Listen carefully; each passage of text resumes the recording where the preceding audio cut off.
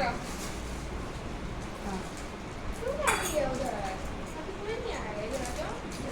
बंद कर दी। हाँ बंद है गैस। और बैठो पंखा खोल दो क्या? नहीं वो दो उधर चिट्ठी खोल दीजिए। लक्ष्मण बेटा ला ना यार इसमें ना हाँ? दो हाँ?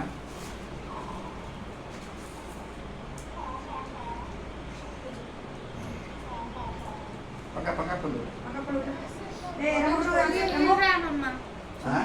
हिल रहा है तुम्हारा। पंखा खोल दो गरम हम पंखा खोल दो। उधर खोलो ना, उधर को तुम तो नहीं खोलना ना हमारा हिलेगा फिर। नहीं लेगा क्या? शंकर ऐसे पूछो। ए बैठ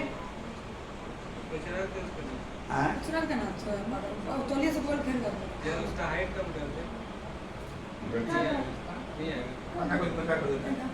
अच्छा चुनना से गैस स्टोव है रस वाला चलो पड़ा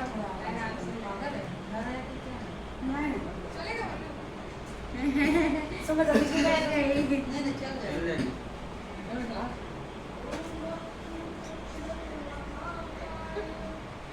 पंखा खोल दे पंखा खोल दे ना। हाँ? माँ कसम सब डरपोक। पावर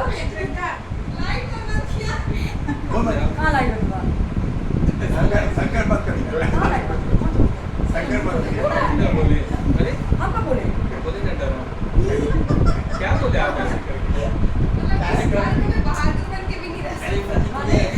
ए, नहीं बोली तो हाँ, कैसे? चुप कर रहे यहाँ पे। अरे माँ कसम खुद बोले। ऐसे किया ना। जाओ उसके साथ ओम अपवित्रः पवित्रो वा क्या है वो? क्या है? प्रतुंडा जरा बाबा से यस्ते पुंडरीकाक्षं सवाजा वेदा शुचि ओम पुंडरीकाक्ष नाभि पंजरी नारायण कृष्ण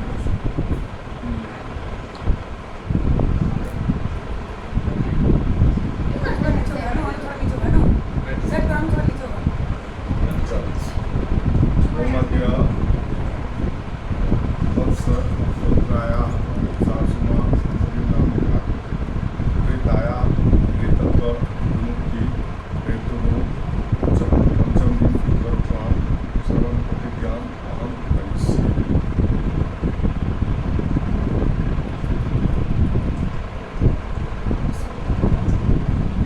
अच्युतं केशवं कृष्णदामोदरं अच्युतं केशवं कृष्णदामोदरं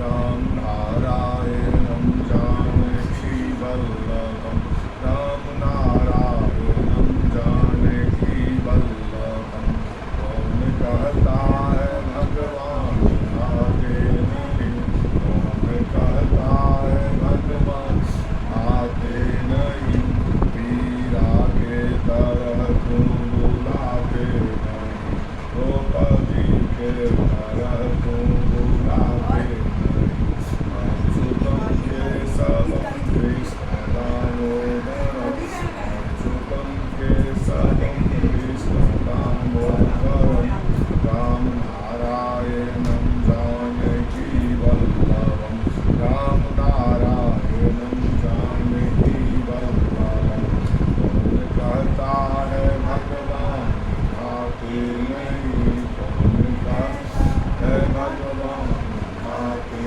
नहीं सेवन के तरह तुम खिलाते नहीं विदुर के तरह तुम खिलाते नहीं अच्युतं केशवं कृष्णदामोदरं अच्युतं कृष्णदामोदरं राम नारायणं जानकीवल्लभं कौन कहता है भगवान समझते नहीं कौन कहता भगवान समझते नहीं गोपियों के तरह तुम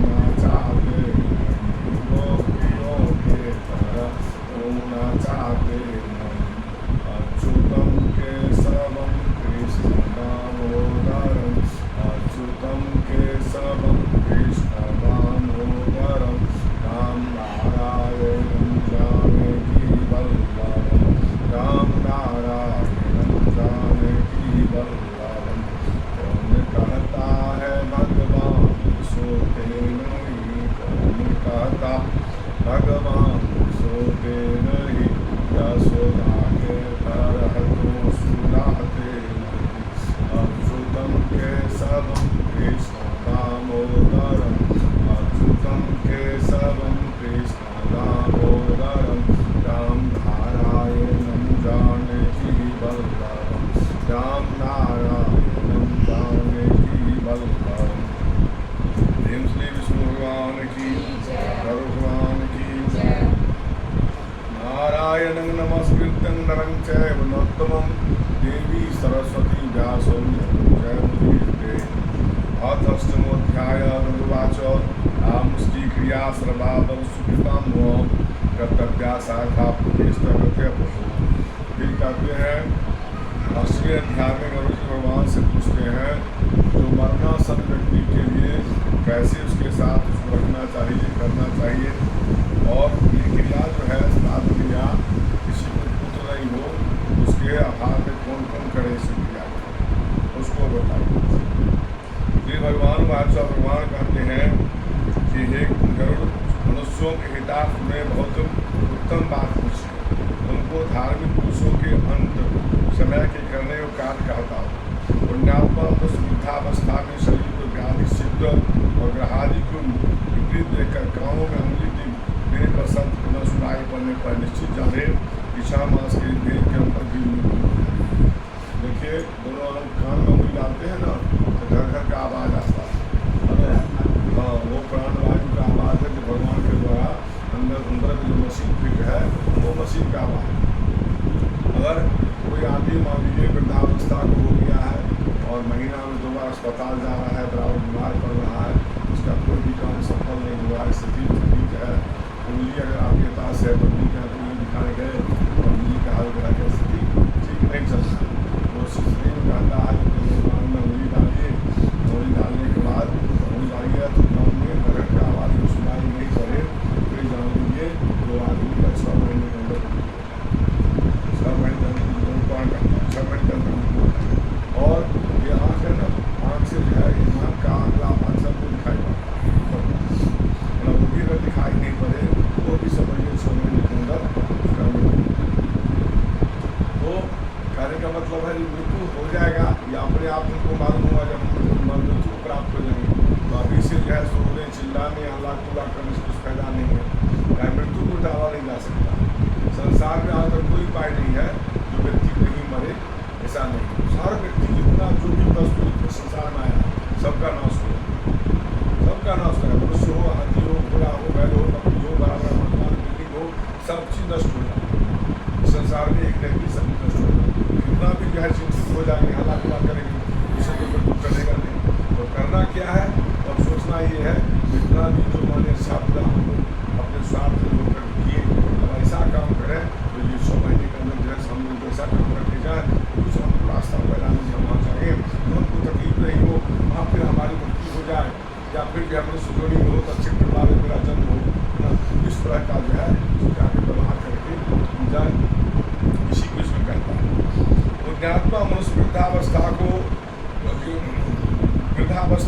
में शरीर को व्याधि सिद्ध और ग्रहादि को वृत्त देकर कानों में अंगुली देने पर शब्द न सुनाई दे तब निश्चित जाने इच्छा माह के भीतर मृत्यु हो। इससे भय रहित हो, आलस का त्याग कर अज्ञान अवस्था में किए पापों को प्राश्चित करें और जब अंत समय आए तब अवस्थान के शालिग्राम स्वरूप भगवान का पुष्प करें। देखिए संसार में जितने भी आप कर्म करते हैं तो सबका प्राश्चित क्या है? जो गलती को स्वीकार करते हैं, गलती को स्वीकार कर लिए ना तो क्या कहते हैं आपको कहीं शिव पुराण का कथा आप सुने होंगे तो नहीं भी सुने होंगे तो चंचुला नाम का एक लड़की था उसमें आता है कथा में जो क्या करते हैं जो युवावस्था बहुत गलत करते हैं। बाद में जाके उसको ज्ञान होगा, पुराण को सुना तो क्या सोचते ज्ञान हो गया नहीं हमारे ज्ञान में जो है बहुत सारा हम बहुत सारे कर्म गलत कर लिए तो अंत क्या किया क्या कहते हैं सुनकर के सुनने के बाद है भगवान शिव के शिवलिंग के पास में डेली जाए पूजा करे और कहे भगवान हमने जो है बहुत कर्म कर लिया पर वो आपने जो है हमको आप माफ कर इस तरह से चंचुला कर मृत्यु हो गई। मृत्यु होने के उपरांत क्या हुआ था भगवान शिव साक्षात उसको दर्शन माता पार्वती दर्शन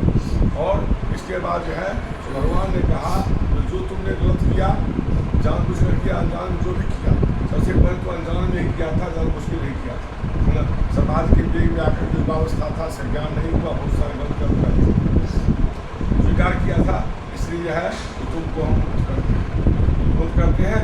और तुम जो है सबसे बड़ा जो है तो प्रतिदिन आकर के हमारे आगे जा करके और क्या करते हैं, आंसू भर करके और कान पकड़ के कहता था, ये प्रभु तुम अनजाने बहुत गलत कर चुके हैं, माफ कर दीजिए। इसी एक हफ्ते का तो तुम्हारा जितना भी गलती था सारा गलती था माफ हो गया।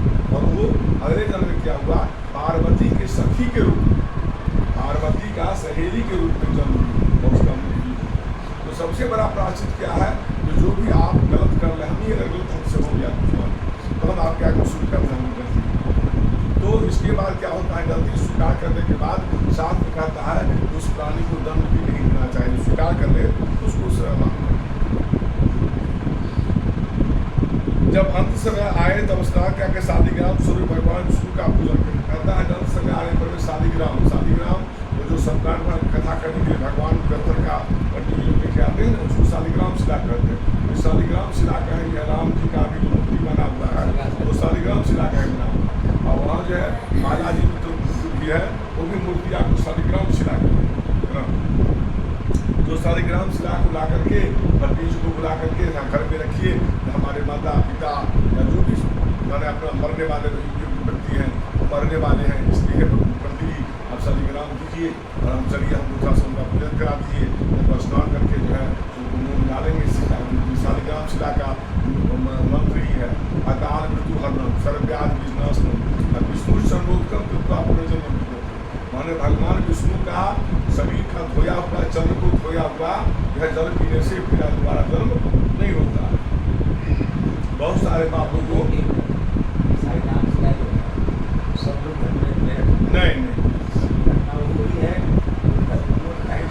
दोनों टाइम या स्नान करके आप भोजन बनाइए, लहसुन प्याज से अलग हो भोजन, और उनका जो है आपको शुद्ध भोजन जैसे भात का सब्जी बनाते हैं ना, तो भात का सब्जी बना करके उनके आगे रखिए, घंटी बजा करके तुलसी पत्ता लेकर के भोग लगा दिए, वो ला करके उस भात का सब्जी को अपने घर में सब में मिला दिए, सब हो गया प्रसाद। आपको सब मिलकर प्रसाद खाइए, रोटी सब्जी बनाइए, पहले लेकर लेकर के आइए, वहाँ रख करके भगवान के यहाँ घंटी बजा करके तुलसी पत्ता डाल के रोटी सब्जी का भोग लगा दिया।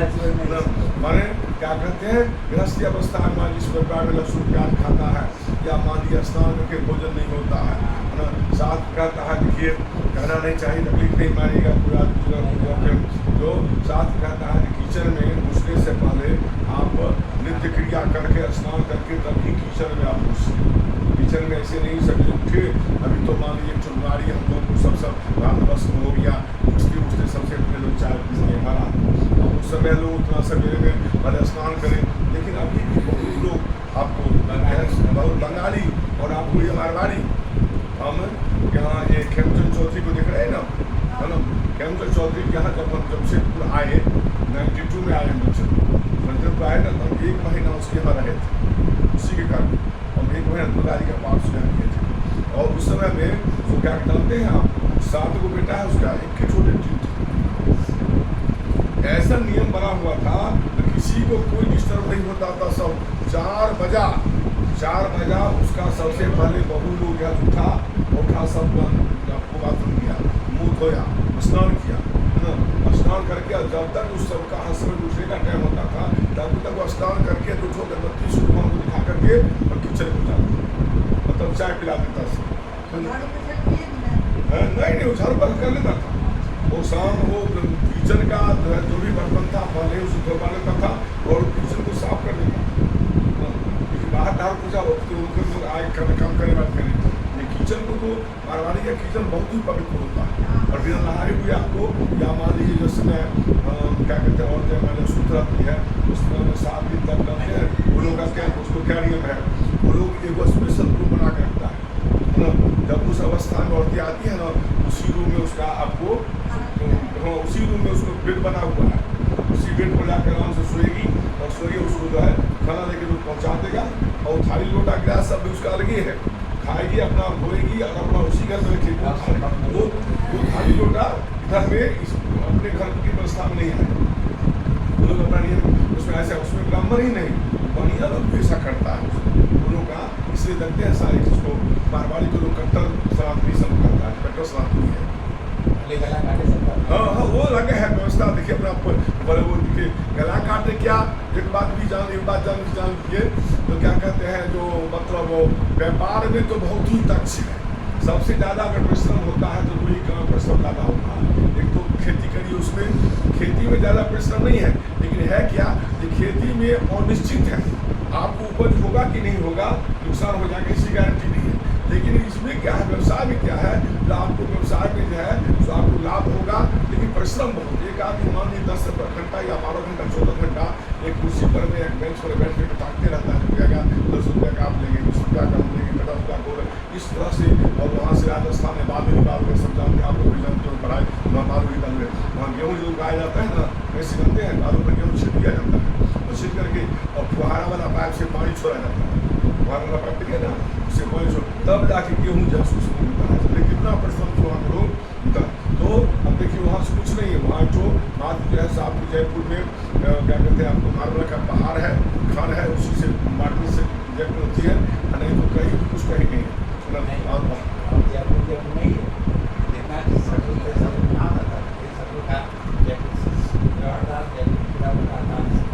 लेकिन आप तो बहुत विकास शुरुआत की बात करते हैं।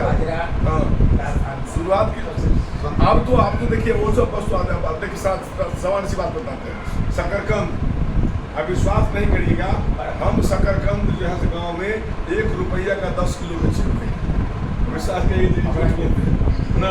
और शकरकंद जो उगता था ना, जानते हैं ना, हम लोग क्या पड़ा हुआ रहता था, उसे माँ कहती थी कि जब आपने तो बाहर बैठ कर बैठो, और बाहर से ना घोड़ा लेके आता था खटने वाला व्यापारी, ना उसको कहना क्या, तो हमने 1 रुपया के किलो ज़्यादा दे देंगे, से ले जाइए। बहुत लोगों के पास शकरकंद होता है। हाँ आज देखिए शकरकंद का क्या स्थिति है, 30 रुपये 40 रुपये किलो मिल जाता है ना। अभी देखिए ज्वार, बाजरा, मरुआ, सामा, कौनी, ये सब कहाँ मिलता है, जानते हैं वो क्या इसका, ये आपको मरुआ को लोग लिखित मानता था, मरुआ का रोटी खा करके जानते हैं, इसका जनेरा का रोटी खा करके काफी बलिष्ठ होता है, बलिष्ठ ताकतवर था, बहुत ताकतवर था। वो आज तो सारा जगह साधन हो गया, सब जगह बदल गया सब कुछ, लेकिन हम लगभग जो है ना लगभग 95 में गए थे राजस्थान, मनोहर एक घर है ना, उसके गाँव गए थे, तो आपको ये हरिवंश पुराण की कथा गुस्सा था, तो हम वहाँ देखे स्थिति नदी क्या कहते हैं। और एक बात हो, सवेरे सवेरे जितना अभी मिलेगा जब ही आप निकले, राम राम भैया, राम राम भैया, सारे लोगों के मुंह से आप अगर खिड़की खोले तो आप राम राम सब नहीं आपको सुनाई पड़ेगा, दूसरा बात नहीं, दूसरा सोच नहीं, आप अपने धर्म जा रहे हैं, अपने जा रहे कुछ नहीं, सब राम राम भैया, राम इस ढंग का आवाज जो है तो आपको सुनाई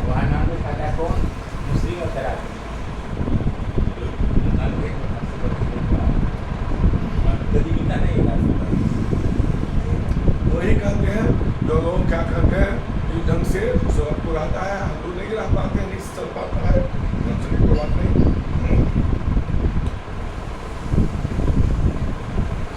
तो शालिग्राम भगवान को जो है पूजा करना चाहिए, उससे गंध पुष्प केसर तुलसी पत्र धूप दीप नैवेद्य लड्डू आदि का पूजन करें, दक्षिणा देकर के ब्राह्मण को भोजन कराएं, अष्टाक्षर द्वादश मंत्र का जप करें, कहता अष्टाक्षर ओम नमो भगवते वासुदेवाय, ओम नमः शिवाय आदि मंत्र जो है सुमरने वाला व्यक्ति को बार बार कहे कर बोल सकते हैं, उनके द्वारा बोलबा है ना, वो उसका मरने वाला व्यक्ति का सबसे बड़ा अच्छा मित्र कौन है, उसके नाम सामने जाकर के भगवान के नाम का उच्चारण करें।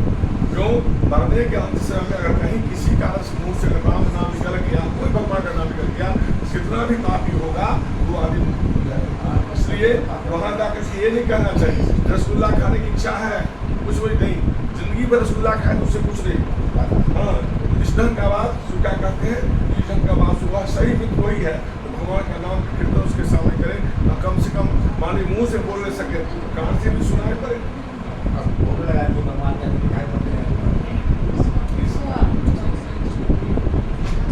विष्णु और शिव के नाम का स्मरण करें, वैसे ही हरि का नाम स्मरण करें, करने से अनेक जन्म के पाप नष्ट हो जाते हैं। रोगी पुरुष का अंत समय सही आ जाने पर बांधव शोक न कर भगवान के पवित्र नाम का बस बारम्बार स्मरण करें। मत्स्य कुर्म वराह नृसिंह बावन परशुराम रामचंद्र कृष्ण बुद्ध कली इन 10 नामों का सदा स्मरण करें।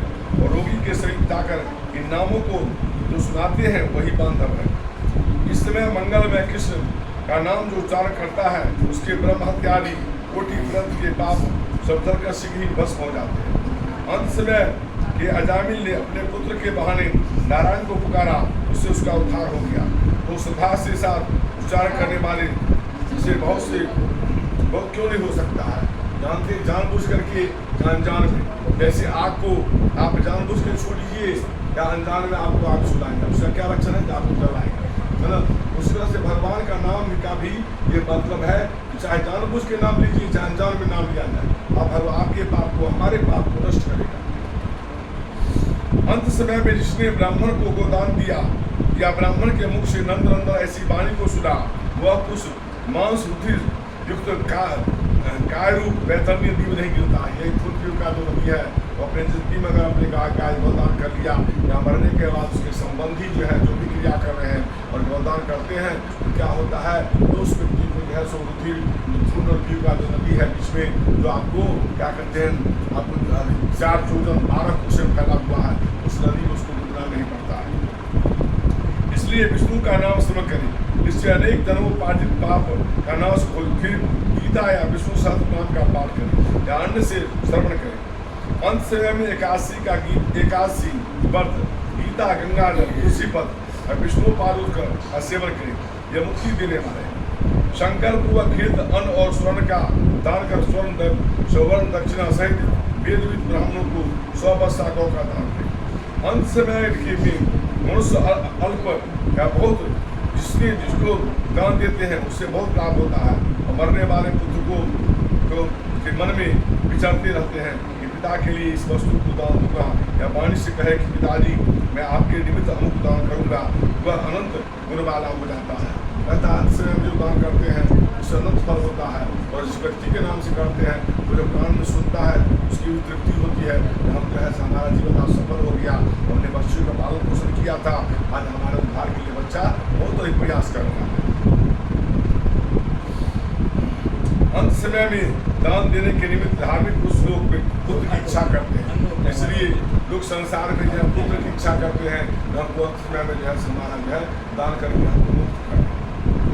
अंत समय में पिता को पृथ्वी पर शयन करता नेत्र मुद्दे देख करके पुत्र को पूर्व संचित धन की चेष्टा नहीं करनी चाहिए, दान देना चाहिए। ये नहीं सोचना चाहिए इनका धन पिता किया है उसको बचा करके तो बहुत कुछ चलेगा। धन जो है किसी की बंधुआ नहीं है, न आपका न मेरा, धन किसी का बंधुआ नहीं है। आज धन आपके पास है, जब उनके पास होगा, परसों मेरे पास होगा, उनके पास होगा। लक्ष्मी किसी का बंधुआ नहीं होता है ना। जैसे आप 1 फुट टोकरी आम ले खरीद कर ले आए और टोकरी का आम पकता गया, एक आम निकाल के पकता गया, खाते चल गए तो बहुत बढ़िया। अगर आप जो है टोकरी का आम को छोड़ दिए जो बचा करके तो क्या होगा, एक आम सड़ेगा दूसरा आम भी सड़ जाएगा। इस तरह से जो है खर्च करते चलिएगा तो आगे बढ़ेगा, नहीं उसको सोचिए जमा करिएगा तो क्या होगा, अंत से आपके कोई गलत काम पैसा नष्ट हो जाएगा, वो बहुत बड़ा बीमारी घर किसी को हो जाएगा, बड़े लोगों के साथ आपको मारपीट केस फौजदारी हो जाएगा, या जो है तो क्या करते हैं किसी आपत्ति में आपके जंग से फंस जाएंगे, इसका जो है आपका जो है तो पैसा जो है बर्बाद हो जाएगा। इसलिए पैसा का और सबका शास्त्र ये नहीं कहता है, शास्त्र ऐसे उससे कहता है कि आप सब कुछ घर मकान किसी पंडित को दे दीजिए, किसी भिखारी को दे दीजिए, नहीं। शास्त्र कहता है अगर आपको 100 रुपया इनकम हो रहा है तो 10 रुपया दूसरे की भलाई लगा, मतलब 10 1 लाख रुपया आप कमा रहे हैं, 10,000 रुपया मान 90,000 रुपया से अपना भरण पोषण ऐस सब करें, 10,000 रुपया दूसरे की भलाई लगाए। ये नहीं कहता है आप पूरे कपड़े किसी ब्राह्मण को किसी गरीब को कि आप उसका पूरा घर दान करके दे दीजिए, आपने जो है भीख मांगिए या भीख मांगिए, ऐसा शास्त्र नहीं करता। दान से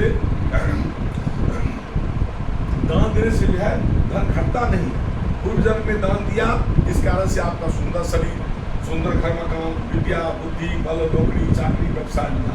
फिर इस तरह में आप जमा करिएगा, अगला जन्म भी जन्म तो होना है, चाहे तो हजारों में लाखों में कोई व्यक्ति होता है जिसकी मुक्ति होती है, जन्म होता ही है। तो अगला जन्म भी देखिए, आप इस उदाहरण के स्वरूप कहते हैं एक कुत्ता है जो रास्ते में भटक रहा है, आप जिन कुत्ता को पाल करके इसका पूर्व जन्म का ऐसा कर्म है, इसका सारा व्यवस्था बात आप करके, तो कुत्ता तो बहुत सारे हैं, बहुत सारे कुत्ता भटकते रहते हैं, कुत्ता कोई भी कुत्ता ही उसको भी अगर सही ढंग से रखा जाए, किसी का साफ रहेगा, उसकी व्यवस्था नहीं है, इसलिए अपना रिश्ता रहता है। तो देखिए उसका कर्म है, ये भी एक जीव है, जिसका भी कर्म है अपना कर्म है, इसके अनुसार उसको सापट मार उसका टेंशन नहीं है। बीमार पड़ता है दवा देते हैं, कुछ होता है तो हम तो उसका सारा पे करते हैं, खाना पीना व्यवस्था करते हैं। तो ये कर्म का ही फल है। पूर्व जन्म में जहाँ सा कर्म करके आया, इसलिए कुत्ता जुड़ी को प्राप्त हुआ, ये कुत्ता जुड़ी को प्राप्त होने के बाद भी हम लोग उसको घर में अपने जैसे परिवार का सदस्य अपने बच्चे को रखते हैं, उसका ख्याल रखें।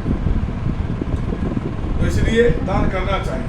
दान के लिए दान देने में नहीं सोच, है तो दान करिए, नहीं है तो क्या कहते चुकिए नहीं, और नहीं है तो बिकिए नहीं है तो कर्ज लेके दान करने का नहीं कहता है, कर्ज आने करके उसी कर्जा लीजिए ना उसको दान कर दिए, ऐसा नहीं है तो आप दीजिए, नहीं है तो क्या कहते हैं आप दान कर छोड़ दिए, ऐसे प्रणाम करिए, उसी से आपको मुक्ति होगी। ऐसा दान पिता के जीवन काल में करने से प्रेत को परलोक मार्ग में दुख नहीं प्राप्त होता। आतु का चंद्र ग्रहण, सूर्य ग्रहण को सात्विक दान देना अधिक पुण्यप्रद है, इसलिए तिलादि अष्टमहादान अवश्य है। तिल, लोहा, सोना, रुई, लवण और सब दान, भूमि को यह एक दान भी सबसे पवित्र करने वाला है। यदि अष्टदान को एक दिन में करे तो सर्वोत्तम है। यह अष्ट महादान महापातक से वो बड़े पापों को नाश करने वाला है, इसको अंत समय में अवश्य दें, उसका फल तुमको कहता हूँ। श्री भगवान बोले, मेरे पसीने से उत्पन्न हुए तीन तरह के तिल हैं, वे बड़े पवित्र हैं, उनके दान देने से सब अशुभ दान अवतीर्ण हो जाते हैं। ये तीनों प्रकार का तिल है, लाल, काला है, भूरा है और सफेद है, तीनों प्रकार का तिल है भगवान विष्णु का पसीना से उत्पन्न हुआ है, इसलिए इसको दान करने से क्या होता है, देते दान जो प्राणी को डिस्टर्ब करते हैं ना, उसको जो है उससे दूर भाग जाते हैं। श्वेत, कृष्ण, कपिल ये तीन प्रकार के हैं, इनका दान मन वस्त्रादि से किए हुए सही पापों को नाश करता है। भूमि पर हाथ रख करके लोहे का दान करें, उससे पुण्य से प्राणी यम सीमा में नहीं जाते, यमलोक के मार्ग में भी कभी नहीं जाते। यमराज के हाथ में कुठार, मुसल, दंड, खड्ग, छुरा ये सब शास्त्र पापी पुरुष को दंड देने के लिए है। यमराज के शस्त्रों को प्रसन्न करते हेतु लोहदान यमलोक में सुख के लिए आवश्यक है। पूरण, श्याम सूत्र, संडामर्क, औदुंबर, श्वेतंबर इत्यादि यमदूत लोहदान से प्रसन्न होते हैं।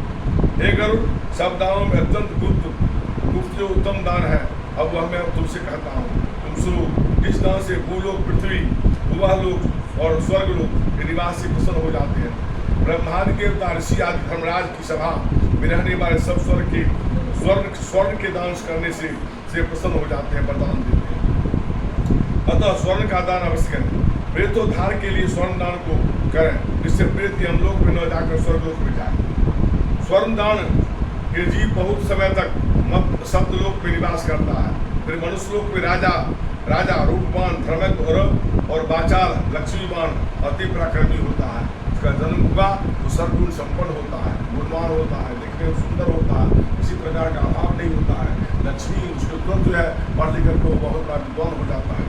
सारे सब उसके परिवार, उसके बच्चे सभी अच्छे होते हैं। लोह, लवण, कपास, तिल, स्वर्ण दान में यमपुरी के चित्रगुप्त आदि प्रसन्न होते हैं। सब दान से धर्मराज और यमपुरी के पूर्व, पश्चिम, उत्तर 3 दरवाजे पर रहने वाले द्वारपाल प्रसन्न हो जाते हैं। धान, यव, गेहूँ, मूंग, उड़द, व्यंगू, चना और सातवां सावधान कहे गए। कोई व्यक्ति यदि गोचर प्रमाण भूमि भी स्वविधि से सतपात्र को देकर देता है तो ब्रह्म हत्यादि पापों से जाता है। पहले लोगों के पास बहुत सारा जमीन होता था, लोग यहाँ मरने के बाद जो है ब्राह्मण को 1 कट्ठा 2 कट्ठा 2 4 गो जमीन दान करके देता था। पंडित जी महाराज आप हमारे घर में पूजा पाठ करते रहिए, बहुत सारे वो भी जो है तो अभी तो छीन लिया लोग, बिहार लोग नहीं मानेंगे, बिहार लोग अब क्या था उस समय तो कोई अभी कुर्सी वाला नहीं था, दे दिया। आज 20 लाख रुपये कट्ठा जमीन हो गया, उसका पोता क्या किया उस जमीन को बेच दिया। चाहे वो लिखित नहीं होता, ऐसे मुँह से ही कहा दिया था आप इस घर में रहिए, ये आप ठिकाना था, कहा दिया, लिख करके नहीं देता था। तो उससे क्या हुआ है, आज 100 रुपये सब दे दिया। क्या करेंगे, तो परिवर्तन होता रहता है, परिवर्तन संसार का नियम है, परिवर्तन संसार का नियम है। यही बहुत लोग दान करते हैं, बहुत लोग दान लेकर छीन लेते हैं, बहुत लोग दान देने से रोकते हैं, ना क्या करें, संसार है जैसे 5 उंगलियां हाथ में 5 उंगलियां 5 रखा है, कहीं जैसा नहीं है। कोई व्यक्ति यदि गोचर प्रमाण भूमि भी स्वविधि से सत्पात्र को देता है तो वह ब्रह्मत्यागी पापों छूट जाता है, ऐसा अमृतसरों ने कहा है। गोचरम का लक्षण कहते हैं एक साण के सहित 100 गाय जहाँ अन्न से बैठ जाए उतनी भूमि गोचर कहते हैं। राजाओं के राज्य शासन में जो महापाप हो जाता है वह वर तीर्थ आदि से नहीं हटता, वह केवल भूमिदान से हो जाता है। भूमि को फसल सहित जो ब्राह्मण को दान देता है वह व्यक्ति देवताओं दैत्यों में पूजित हो इंद्रोक में जाता है। एक और भूमिदान बिना अन्नदान अत्यंत अल्प फल देने वाला है। भूमिदान का पुण्य दिन प्रतिदिन बढ़ता है, जब तक जाके खाते रहेगा तब तक घर से नाम आता है तो उसका फल बढ़ते रहता है। इसमें इससे भूमिदान अवश्य करें। जो भूमि का स्वामी होकर ब्राह्मणों को दान नहीं देता उसे जन्म जन्मांतर में ग्राम में कुटिया बनाने के घर भी भूमि नहीं मिलती। और बहुत ज़्यादा जमीन है आपके पास में तो भी आप नहीं दे रहे हैं, लोग कारण कहता है कि में दर्द हो जाएगी, आपके पास तो जमीन बसने तक का जमीन नहीं रहेगा। जो भूमि का स्वामी होने पर अभिमान रख उसी भूमि दान नहीं देता वह शेष नाग जी जब तक भूमि धारण करेंगे तब तक वो नरक में वास करेगा। इसलिए भूमि का स्वामी होकर भूमि दान अवश्य करें, और जो भूस्वामी नहीं है वह पुरुष भूमि दान न देकर गौदान करे। जिसको भूमि दान नहीं है, जमीन नहीं है, वो भूमि दान के लिए गौदान का जो है गौदान करना चाहिए। यह हमारा भगवान विष्णु का मत है। अंत समय में रुद्रधेनु, रिंधोनु, मोक्षधेनु आदि गोदान करें। बैतरणी धेनु सौंपी देवी एक जो गोदान मनुष्य को कायिक वाचिक मानसिक त्रिविध पापों से रहित करता है। बाल्यावस्था में, कुमारापन में, युवावस्था में, बुढ़ापे में, रात्रि में, दासरात समय, मध्याह्न में, तीसरे पर संध्या समय और जन्म जन्मांतर में भी जो कुछ पाप मन वचन काम से किए जाते हैं उनकी निवृत्ति के लिए एक बार भी दूध देने वाली समस्या कपिला दक्षिणा सहित तपस्या व्रत आदि से वेद पाठी ब्राह्मण को गौदान देने से सब पाप छूट जाते हैं और अंत समय में वे वही उद्धार करने वाली होती है। स्थिर मन वाले एक गौ बीमारी में 7 गौ, बिना इच्छा के मरण समय में सहस्त्र गौ और मरने के बाद 1,00,000 विधि गोदान फल की दृष्टि से सब एक समान है। इसलिए कहता है कि अपने जीवन में जब पहले इच्छा हो अपना गौदान कर लीजिए, कोई जरूरत नहीं है मरने के बाद ही किसी के नाम से गौदान किया जाए। और वादे कर दिएगा तो उसको लाखों गुना उसका फल प्राप्त। अपनी जिंदगी में ही बहुत लोग गौदान कर लेते हैं, बैतरणी कर लेते हैं, बहुत संध्यादान कर लेते हैं, शरणदान, ये सब अपना भी श्राद्ध बहुत लोग जो लगता है हमारा श्राद्ध जो है हमारे पुत्र या नहीं कर पाएंगे या कोई नहीं है तो अपना तीर्थ स्थान या अपना स्नान कर देते हैं।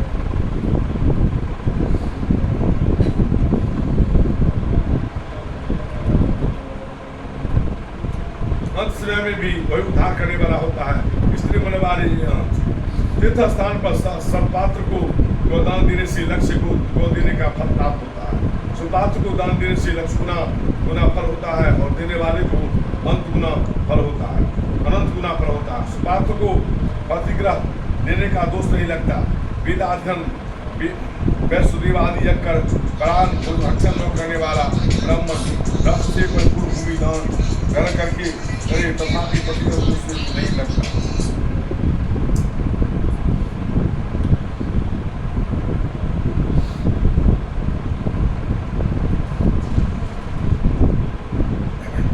सर्प भिक्षु आदि का विश्व मंत्र द्वारा दूर हो जाता है और अग्निदेव सबकी शीत दूर कर देते हैं।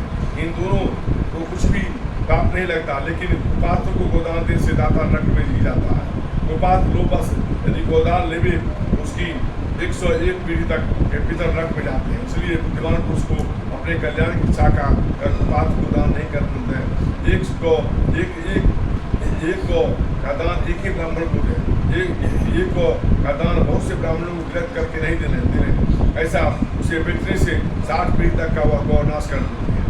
भगवान कहते हैं हे गुरु, तुमसे मैंने पहले बैतरणी नदी का इतिहास कहा, अब उसको पार करने के उपाय स्वरूप गौदान की विधि करता हूँ। काली या कपिला गौ का अलंकार आभूषण आदि से सुशोभित कर सोने के सिंह चांदी का गोवन के लिए घास पात देवे। 2 काले वस्त्रों से गौ का आच्छादन कर गले में घंटा बांधे और कपास के ऊपर वस्त्र सहित एक ताम्रपात्र को रखे उसके ऊपर लोह दंड से सहित स्वर्ण के यमराज को स्थापित कर गिरद से भर एक कांसे का पात्र ताम्रपात्र के ऊपर रखे। उसके ऊपर लोह दंड के सहित स्वर्ण के यमराज को स्थापित कर घी से भर एक कांसे का पात्र ताम्रपात्र के ऊपर रखे। उस जगह एक गड्ढा खोद करके उसमें जल भरे और उसको बैतरनी नदी की संज्ञा ईख की नाव बनाकर उसमें रेशमी वस्त्र से वेष्टित कर तैराए और उस नौका के ऊपर सूर्य की रेस उत्पन्न हुई गौ को रख करके ऊपर समिति गोदान संकल्प करें। समिति गंधाक्षत पुष्प द्वारा गुजर कर आभूषण वस्त्र गौ की पूजा करें। गौ की पूछ का हाथ में लेकर के नौका पर पैर रखकर ब्राह्मण को सामने खड़ा कर मंत्रोच्चार करें।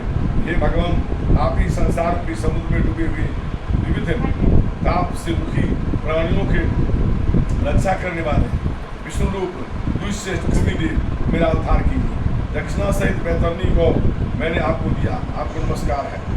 घोर ज्ञान के अमलोक मार्ग में 7 योजन विस्तीर्ण बैतरणी नदी को उतरने के लिए इच्छा कर मैंने यह बैतरणी धन रूप गोदान आपके को दिया है, आपको नमस्कार है। हे धेनु के तुम स्वयं ही यमलोक के विस्तृत मार्ग में पार करने के लिए वहाँ मेरी प्रतीक्षा करना, तुमको मेरा नमस्कार है। गौए मेरे सामने पीछे हृदय में बसे, गौ के मध्य में मैं रहूँ। राजादि को मैं जो लक्ष्मी है, वे इंद्रादि के भी जो लक्ष्मी है वह सब धेनु मेरे में सिर हो। इसलिए तुम मेरे बाप आदि को दूर करो। हाथ जोड़ करके यमराज की प्रार्थना तथा प्रदक्षिणा दे करके सभी सामग्री ब्राह्मण को। हे करुण, जो कोई व्यक्ति इस प्रकार बैतरनी गौ का दान करता है वह धर्म मार्ग में धर्मराज की सलाह के मध्य में जाता है। स्त्रीमण से बैतरनी व्रत का पालन कर बैतरनी नदी पार करने की इच्छा का धेनु का दान देना चाहिए। हे करुण, केवल गौदान मात्र पास से हम लोग मार्ग में बैतरनी नदी नहीं आ प्राप्त होती, इसलिए पुण्य काल में गौदान अवश्य करें। गंगा तीर्थ में ब्राह्मण के घर पर चंद्र और सूर्य ग्रहण के समय संक्रांति में के दिन अमावस्या अयन कर्क मकर संक्रांति विषुव दिन रात्रि और दिन एक समान होता है।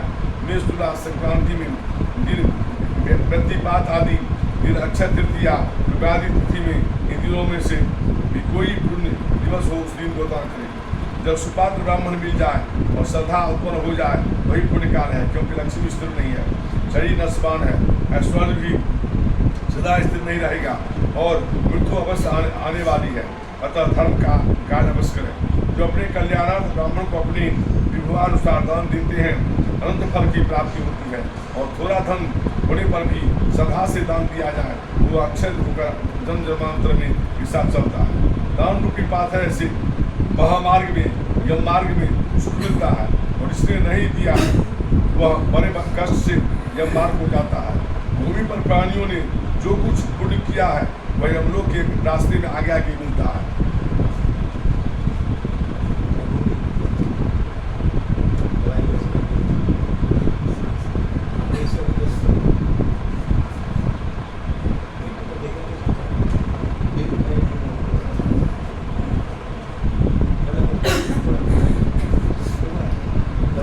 महापुण्य के प्रभाव से रोजगार मिलता है, इससे प्राप्त करके धर्म करने वाला सदगति को प्राप्त होता है, सदगति को प्राप्त होता है। जिससे मनुष्य जन्म प्राप्त कर धर्म नहीं किया वह प्रतिजन्म में दुख पाता है।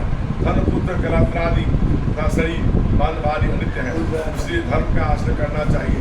जब तक प्राणी में प्राण रहता है तब तक सबका आपस में प्रेम से रहता है, किंतु मरने के बाद किसी का स्नेह नहीं रहता। आत्मा ही आत्मा का मित्र है, ऐसा बारम्बार जाकर अपने जीते हुए धर्म का संचय करे, क्योंकि मरने के बाद कौन किसको देगा। ऐसा जाकर अपने हाथ से ही नुकसान दे, क्योंकि तन अनित्य है, उसका मरने के बाद कोई भी नहीं देगा। इस मृतक शरीर को सब बंधु एकत्र हो मिट्टी के ढेले की तरह काष्ठ की तरह भूमि पर रखकर काष्ठ में कष्ट से भस्म कर सब वापस आ जाते हैं। केवल धर्मी साथ चलता है। मरने के बाद धनादि घर सब साथ नहीं जाते, और स्मशान भूमि से भी भाई बंधु भूल जाते हैं। केवल मृतक के साथ उसके स्वभाव कर्म साथ चलते हैं। यह शरीर अग्नि में भस्म हो जाता है, और तो शरीर से किए गए कर्म प्राणियों को साथ चलते हैं। संसार दुख रूपी समुद्र है, यहाँ कोई किसी का बंधु नहीं है। केवल कर्म संबंध से जीव आता है और कर्म से चला जाता है। जैसे पौसरे पर अनेक मनुष्य जल पीने के लिए एकत्र हो जाते हैं, जल पीकर चले जाते हैं। वैसे ही माता पिता भ्राता पुत्र बंधु स्त्री आदि सबका यहाँ मिलाप होता है और पुनः चले जाता है। जैसे नदी में काश समूह आते हैं जाते हैं, वैसे ही संसार में जीवों का संबंध और वियोग होता है। संसार में पुत्र पौत्र स्त्री धन आदि कोई किसी का नहीं, इसलिए स्वयं ही अपने हाथ से दान करें। अपने अधीन जब तक धन है तब तक ब्राह्मणों को दान दे रहे हैं।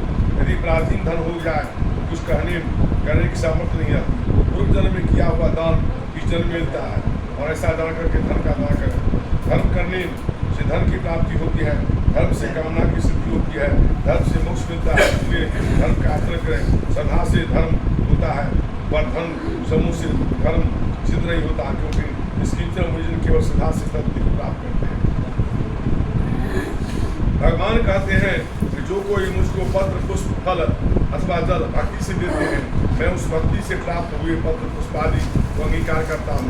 इसलिए विधिपूर्वक उनसे अवश्य दान करना चाहिए। उसे कम अधिक की गणना नहीं करनी चाहिए। कोई पुत्र पिता के समय में दान करता है, उसको धर्मात्मा समझना चाहिए और उसकी वीरता भी प्रशंसा करते हैं। जिस पुत्र ने माता पिता के लिए सुपात्र को दान नहीं किया, उसने पुत्र सहित आत्मा को पवित्र किया। पिता के निमित्त देने से 100 गुना, माता के निमित्त दान देने से 7 गुना और भगिनी के निमित्त देने से 10,000 गुना और फल प्राप्त होता है। अपने भाई के देने से अक्षय फल प्राप्त होता है। अनेक प्रकार की लौकिक उपद्रव अर्थात कष्ट दान देने वाले को नहीं होता और नख में दुखी भी नहीं हो पाता। अंत समय में उसे अमृतों का भय भी नहीं होता। जो अंत समय में लोग बस दान नहीं देते, वे कंजूस पापी पुरुष मरने के बाद बहुत दुखी होते हैं। अंत समय में पुत्र पौत्र भाई सगोत्र तथा मित्र आदि आतुर के पास आकर दान न दे तब उनको ब्रह्म हत्या का दोष लगता है। कुछ भी संदेह नहीं है। इति श्री गुरु पुराण सावधानी आत्मदान को नाम अष्टोध्याय।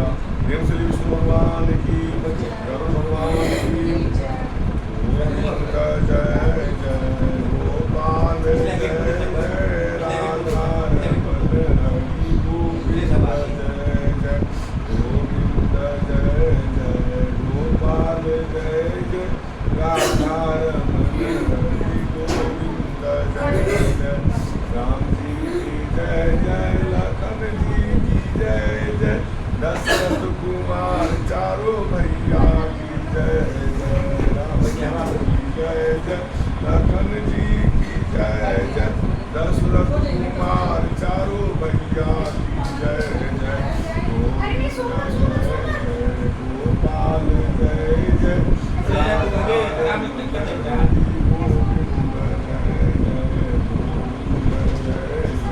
गोपाल जय जय राधा रमण गंगा की जय जय गंगा की जय जय सरस्वती तिरबेनी की जय जय गंगा की जय जय सरस्वती तिरबेनी की जय जय गोविंद जय जय गोपाल जय जय राधा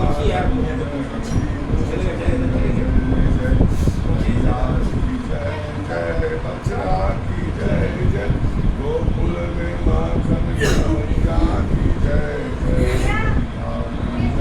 जय बचरा की जय जय गोकुल में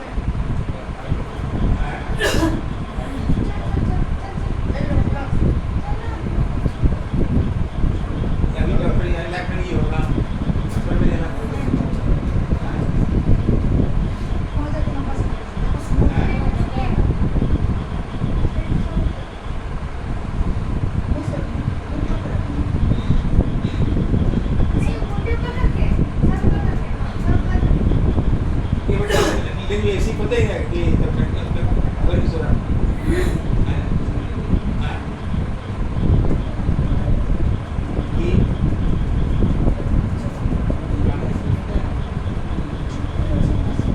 ज़्यादा दिखता है डॉक्टर के पास चल जाइए, जाने का अपने से नहीं कुछ समझ में आता है तो हमारे को दिक्कत है तो इलाज दबा देगा। अभी मैं बात कर क्या होगा बेटा जिसका बात हो क्या होगा जिसका बात हो क्या होगा ये बेटा ब्लू लाइन ले चल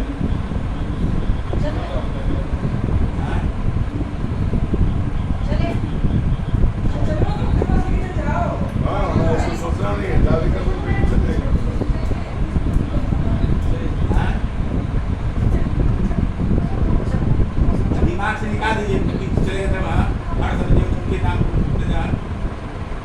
मम्मी से क्या हम लोग मम्मी मैंने हम तक प्लॉट नहीं आई नहीं वो तो करता अभी तो फिर इस कथा में वही तो बात करता है जब लाख खाता माता पट के मजे चिंता में प्रभाव हो जाएगी लेकिन आपको कुछ अभी वो आलू रोटी के बाद पूरे रुक जाएंगे।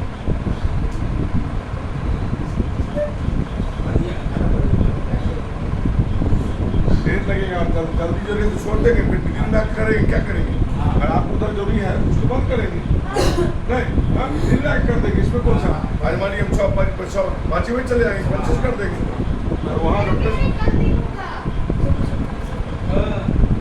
वैसे भी ध्यान देना दिमाग बहुत ध्यान हुआ है कैसे करें रुकिएगा नहीं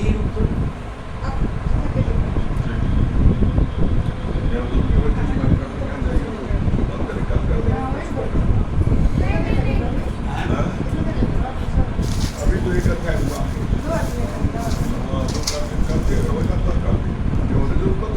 छोड़ देंगे रूम ले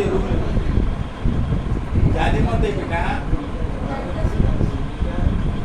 अथ नवमो अध्याय गरुवाच कैतम भक्ता सम्यक् दानात् कारकं प्रियमानस्त्वं सत्ततानि वदन्तु। गुरु जी बोले हे भगवान आपने अंत समय का दान निश्चित प्रकाश का वह मैंने सुना और मरणासन प्राणी को निमित्त करने योग्य को मुझसे कही। श्री भगवान बोले कि हे करो मनुष्य मरने पर जिस विधान से करने से सदगति पाते हैं मरण से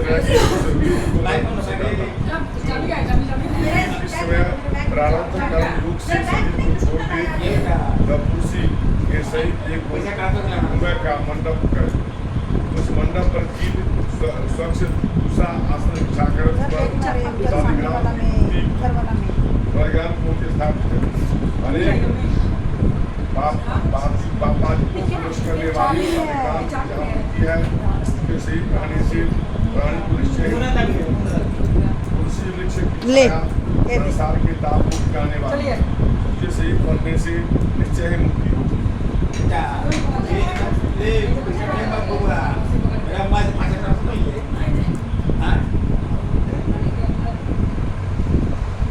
इसलिए घर में तुलसी का वृक्ष है वह घर दिव्य रूप है और उस घर में यमदूत भी कभी नहीं आते।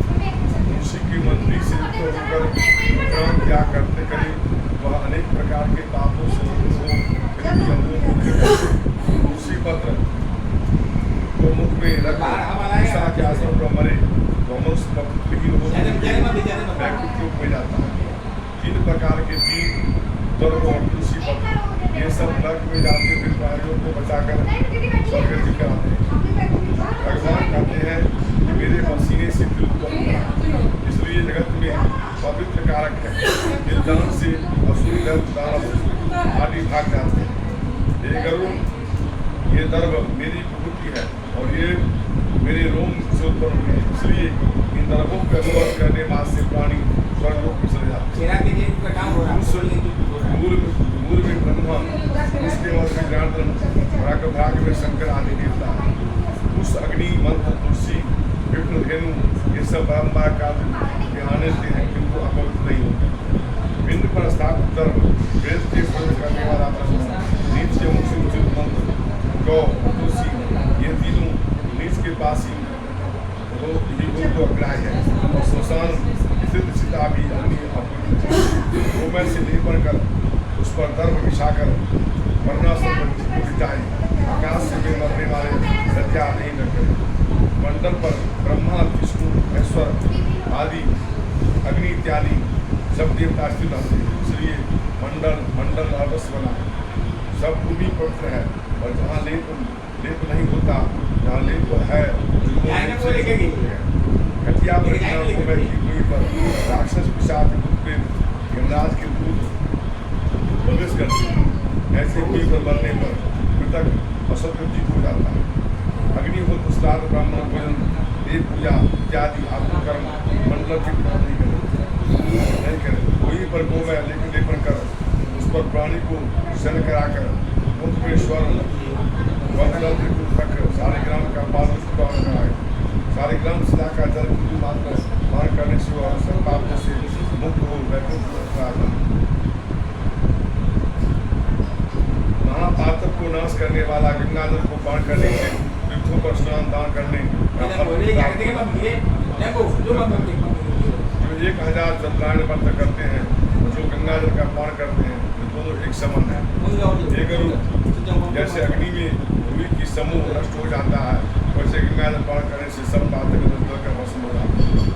जो कोई सूर्य किरणों से ढके हुए गंगाजल को पीता है वह सब योनि में से मुक्त हो विष्णु हो जाता है। दूसरी नदियाँ स्नान करने से पापी पुरुष को पवित्र करती है या गंगा नदी स्नान होता है स्पर्श से पान करने से गंगोच्चारण से हजारों पापी पुरुषों को पवित्र कर देती है। इसलिए गंगाजल संसार का तारक है। पुराण कंठ में आ गया है फिर भी गंगा ऐसा उच्चारण करने वाला मरने के बाद शुरू हो जाता है और कोई बात पूरा जन्म नहीं लेता। प्राणी सदायुक्त होकर के प्राण निकलने के समय गंगा का स्मरण आदि यदि करें तो तब भी उत्तम गति को प्राप्त हो जाता है। इसलिए गंगा का ध्यान करता हुआ नमस्कार करें। गंगा का पावन श्रीमद् भागवत का श्रवण करने वाला मोक्ष को प्राप्त होता है। जो अंत समय में श्रीमद् भागवत का एक आधार पाठ या श्रवण करे वो ब्रह्मलोक में जाकर के वापस नहीं आता। वेद और दर्शनों के पाठ से शिव और विष्णु के स्तोत्र के श्रवण करते समय ब्राह्मण क्षत्रिय वैश्य की मृत्यु हो जाए तो अवश्य मोक्ष हो जाता है।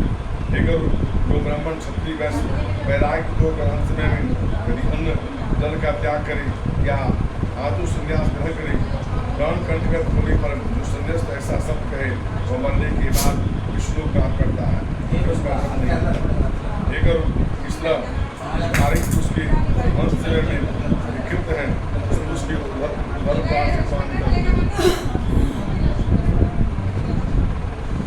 मुख नेत्र नाश का कान इन द्वारों से उधर पार करते हैं। इन द्वार से अच्छे पुरुषों के प्राण निकलते हैं और योगियों के लाल रूप से फट से प्राण निकलते हैं। प्राण अपान से दोनों नाभ के स्थान करते हैं। जब ये अलग अलग होते हैं तब शुष्क होने के बाद से वायु शरीर रूपी पुतले से निकलते हैं और उस वायु के निकलते ही के बाद यह शरीर गिर जाता है। जैसे बिना आधार का वृक्ष वायु बल से नीचे गिर जाते हैं। प्राणी जब शरीर को छोड़ता है तब चेष्टा रहते हैं यह शरीर दुर्गंधयुक्त तथा तथा निर्दयी हो जाता है। फिर कोई भी शरीर को स्पर्श नहीं करते। 3 अवस्था शरीर की होती है। प्रथम तो इसमें जीव पैदा हो जाते हैं या जानवर खा जाते हैं। दूसरे विष्टा सदृश दुर्गंध हो जाता है या चिता भस्म हो जाता है। ऐसे शरीर को प्राप्त कर क्षण भर में नष्ट होने वाले मनुष्य क्या अभिमानी का अभिमान करते हैं। पंच महाभूतों से निर्मित शरीर को पंच महाभूत निकलकर पृथ्वी में तेज में और वायु में जल में लीन हो जाते हैं। देह में स्थित जो आत्मा है वही सर्वव्यापी सूक्ष्म कारक और बंधन रहित जगत का साक्षी नजर है। ऐसा वह आत्मा शुभ अशुभ फल नहीं भोगता है। वह आत्मा 10 इंद्रियों से व्याप्त था। शब्द स्पर्श रूप रसगंध काम आदि से अन्न में प्राण में मनो में विज्ञान में आनंद में इस 5 कोषों में शिकाप कभी शरीर में उसी प्रकार प्रवेश करता है जैसे घर में आग लगने पर मनुष्य नूतन गृह में प्रवेश करता है। ऐसे जीव के निकलते एक समय इसमें छत्र श्याम और का स्वर्ण आदि बनते हुए कैसे विमान को लेकर विष्णु पास आते हैं। वे देवदूत है, धर्म के सार को जानने वाले विमान तथा धर्म में श्रेष्ठ कहे जाते हैं। उनको ऐसे विष्णु अपने विमान में बैठाकर स्वर्ग ले जाते हैं। धार्मिक पुरुष तत्काल दिव्य देह धारण कर उज्ज्वल वस्त्र पुष्प आदि की माला स्वर्ण रत्नों से आभूषित होकर अंत में के धाम के से कुंभ से देवताओं के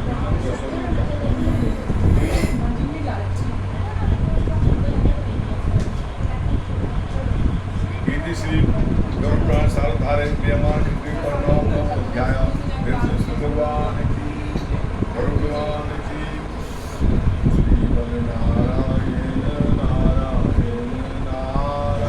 नारायण नारायण नारायण जीवन नारायण नारायण जब जब पीड़ा परिवर्तन पर राम लिए अवतारा कृष्ण लिए अवतारा नारायण भगवान नारायण नारायण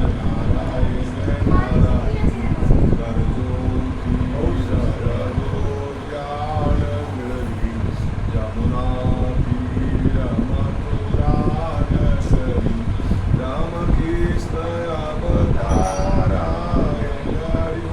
राम लखन अवतारा नारायण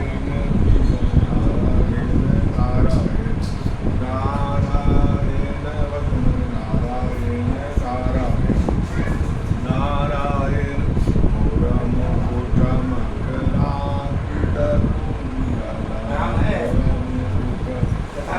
राम है राम है शंख चक्र गदाधारा शंख चक्र गदाधारा जीवन नारायण नारायण भगवान नारायण जगत के भैरव सुदाम के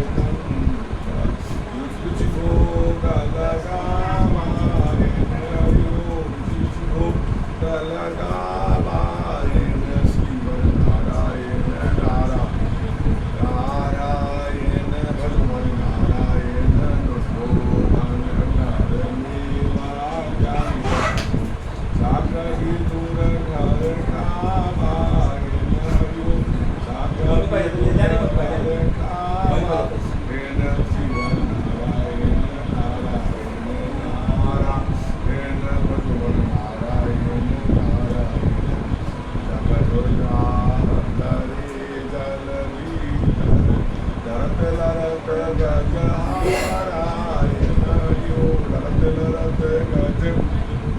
नारायण नारायण जीवन नारायण नारायण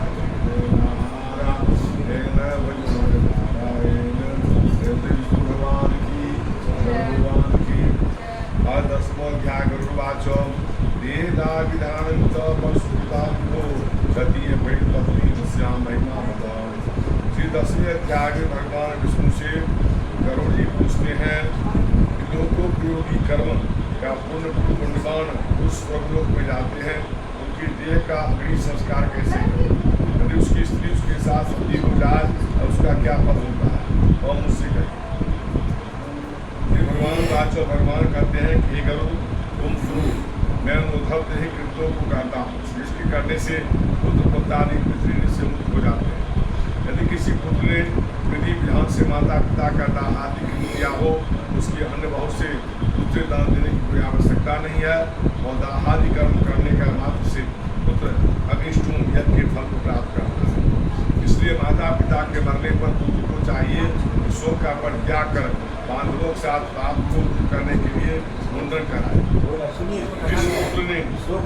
जिस पुत्र ने माता पिता के मरने पर मुंडन नहीं कराया उसको माता पिता की संगति को कराने वाला पुत्र कैसे कहा जाए। इसलिए नख कांत के केस को छोड़ करके मुंडन अवश्य करा। तंत्र बांधवों से स्नान कर धोती वस्त्र को धारण करें। गंगा जी की गंगा जी नदी अथवा कूप के जल लाख सबको स्नान कराकर चंदन लेपन कर पुष्प माला पहना है तो गंगा की मृतिका का लेपन करें। और नवीन वस्त्र से सबको ढककर अपशब्द होकर के नाम गोत्र का उच्चारण कर दक्षिणा से पिंडदान करें। मृत्यु स्थान में सब नाम से पिंड दे, इससे भूमि में भूमि के अधिष्ठात्री देवता प्रसन्न होते हैं। इसके बाद द्वार देश में पांच नाम से पिंड करें, जिससे कोई भी दुर्गतिग्रस्त भूत ग्रामीण भूत प्राणी उसकी सदगति में विघ्न नहीं कर सकते। अंतर पुत्रादि स्त्री सबकी प्रदक्षिणा कर उसका पूजन करें। और प्रथम पुत्र गंधादि बांधव से लेकर गंधादि ऐसे पुत्र जो पिता का सब कंधों पर रखकर श्मशान ले जाए जाते हैं, पुत्रों को उसमें जग का फल। पिता ने पुत्र को कंधे पीठ और गोदी में चढ़ाकर प्यार किया था, वह ऋण पुत्र से रहता है। अतः उस ऋण से को चुकाने के लिए हरे हुए पिता को कंधे पर रखकर जो खुद श्मशान को ले जाता है वह पृथ्वी से निवृत्त हो जाता है।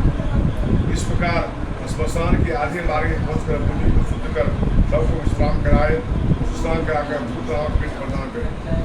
उस पिंडदान के पिशाच यक्ष राक्षस दूसरे भी कोई साव रहने वाले भूत प्रेतादि पिंडदान को भोग प्रेत शरीर वो किसी प्रकार दुख नहीं देते। जो विश्राम पिंड नहीं देते वो प्रेत का मांस भक्षण कर जाते हैं, इसलिए पिंड अवश्य देते हैं। सबको श्मशान में ले जाकर शुद्धतम स्थापित करें, वो भी शुद्ध करें। प्रथम भूमि में ढालू द्वारा शुद्ध करें, फिर गोमय लेपन कर पूसा में रेखा करें। इस रेखा को मध्य में नाम का अंगूठा के मटका का चरण को गिराकर जल देव द्वारा अग्नि स्थापित करें। अभ्यास संज्ञा करणि देव का पुष्पाक्षर से पूजा कर लोमाभ्यास इत्यादि अनुवाद से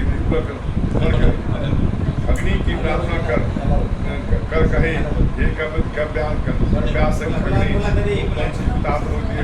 करने वाले हो, संसार के कारण पालक हो, इसलिए इस मृतक को स्वर्गति को प्राप्त कराए। इस तरह अग्नि की प्रार्थना कर वहाँ चंदन तुलसी पलाश पीपल आदि की लकड़ी से चिता बनाए। उस चिता पर प्रेत को लाकर प्रथम पिंड चिता में, द्वितीय पिंड सब में हाथ में रखे। ये गरुड़ या पिंड प्रेत के नाम से देवे और सपिंडी श्राद्ध के पहले जो कुछ करे प्रेत के नाम से करे। प्रेत कल्प को जानने के बारे आचार्य इस पिंड को साधक कहते हैं। अतः चिता पर साधक नाम से और सबके हाथ पर प्रेत नाम से पिंडदान करें। इस प्रकार 5 पिंडदान कर सबको आहुति योग्यता होती है। पिंडदान नहीं करने से यक्ष राक्षस आदि सब का मांस भक्षण कर जाता है।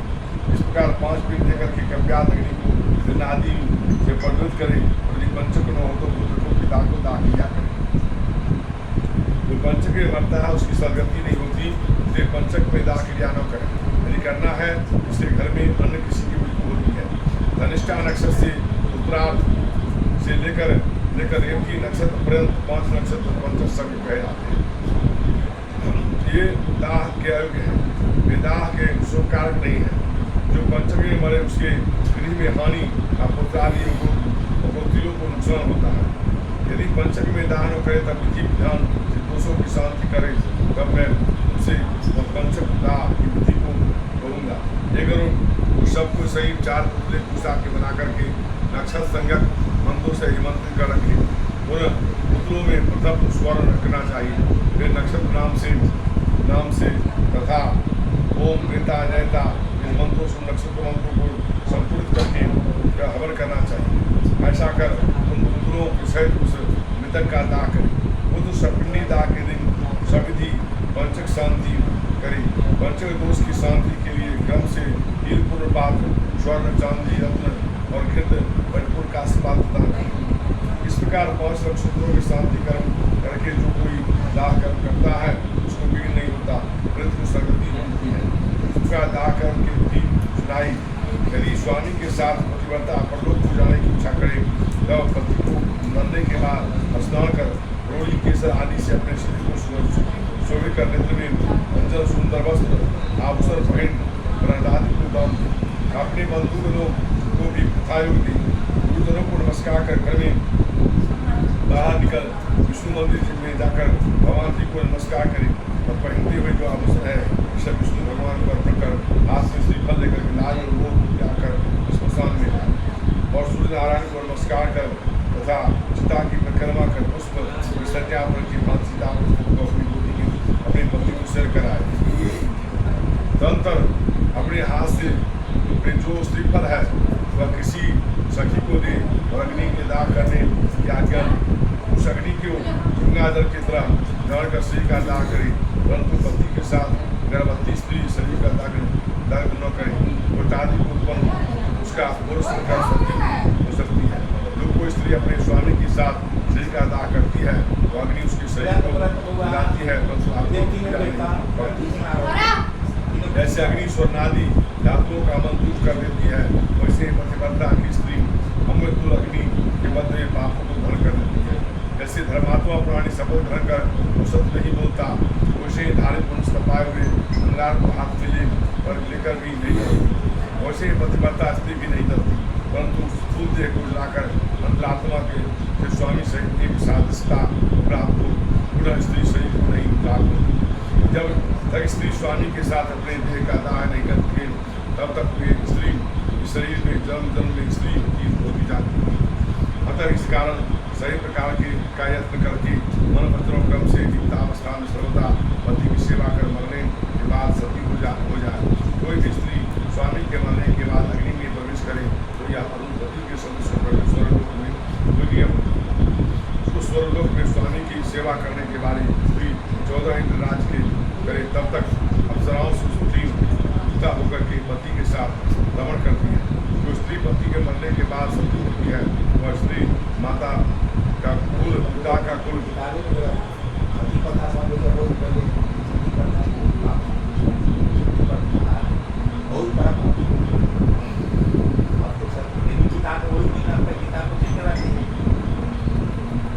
होता है तो क्या फल है ये कहता है। ये तो हमको मालूम है जो क्या कहते हैं उसको आप कहिएगा। देखिए राजा राम मोहन राय अंग्रेज से मांग किए थे सती प्रथा का अंत हो। सती प्रथा में दुरुपयोग था। देखिए हमको पूरा अध्ययन है वो जो कहिएगा पंडित जी को नहीं मालूम है कि आपका कुछ धन का माहौल नहीं बन रहा है इसलिए उसको ज़्यादा जैसे कि वो आपका तबियत खराब हो गया। अभी हम कथा ही बंद करने बाद फिर सुबह वाले उनको दिखा लीजिए कथा तो कल दिन में भी आकर पूरा कर लेगा।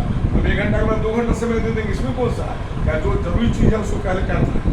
तो सती प्रथा भारतवर्ष के अंदर आ रहा था पहले पुरुष मरने पर स्त्रियां अपने आप उनके साथ जाके जल जाती थी स्वेच्छा से परंपरा बना स्वयं शुरू में ऐसा था। बाद में जाके क्या हुआ जब ये औरतें जलना नहीं चाहती थी समाज के लोग जबरदस्ती उसको पकड़ के जला देते।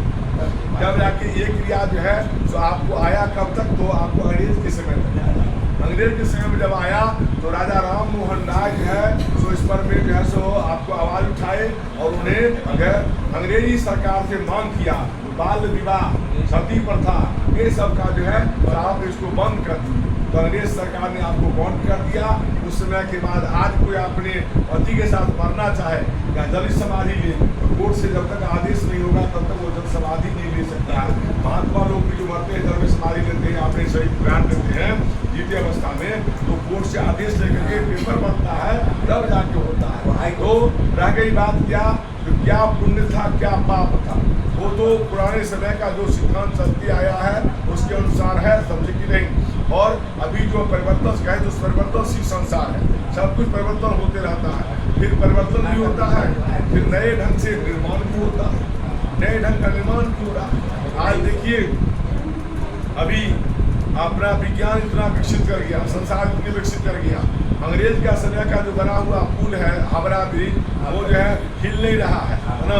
और अभी जो पुल बनता है वो साले में बह जाता है समझे। जबकि उस समय का तकनीकी बहुत कमजोर था अभी का तकनीकी जो है बहुत मजबूत है तो भी जो है साफ पोजिशन का नहीं हो पाता है। क्या करिएगा समय समय का खेल है क्या पुण्य है और क्या पाप है ये तो ऊपर वाला जानते हम नहीं जानते। तो है क्या अगर वो तो अगर कोई करती थी तो उसका क्या पुण्य होता था क्या पाप होता उसको बताता है। इसमें सोचने का काज नहीं आपको सती होना चाहिए कभी सती हो जाएगी ऐसा जबरदस्ती कोई है। तो सती प्रथा क्या था स्वेच्छा से औरतें अपने पति के साथ इसी को सती प्रथा कहा। उसको थोड़ा था जबरदस्त पकड़ के आप करा दिया नहीं आपकी इच्छा हम नहीं जिएंगे अपने पति के साथ अपने स्त्री का त्याग कर दें। तो पहले था समाज मान्यता देता था, अभी कोर्ट मान्यता देता है, कानून मान्यता देता है। हम देखिए इस पुस्तक को कम से कम नहीं कुछ हो तो कम से कम 500 बार पढ़े होता है, 500। इसलिए इसकी व्याख्या तो हम एक अध्याय को घंटा भर कर सकते हैं, लेकिन उस ढंग का माहौल बने, उस ढंग को और समय लोगों के पास में हो तब जाके।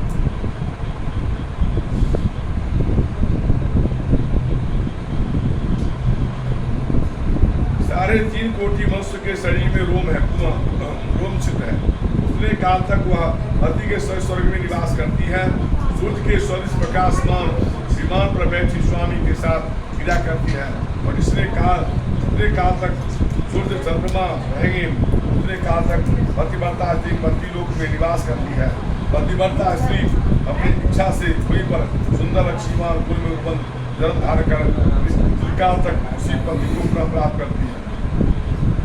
जो स्त्री सन्मात्र के दाह दुख से देह को जला नहीं सकी, वह मूढ़ा जन्म पर्यंत स्वामी के वियोग रूपी अग्नि द्वारा दुखी होती है। इस कारण पति को रुद्र उपचार करके सहित अपने शरीर का दाह करे, यह सती होने की रीति कही गई है।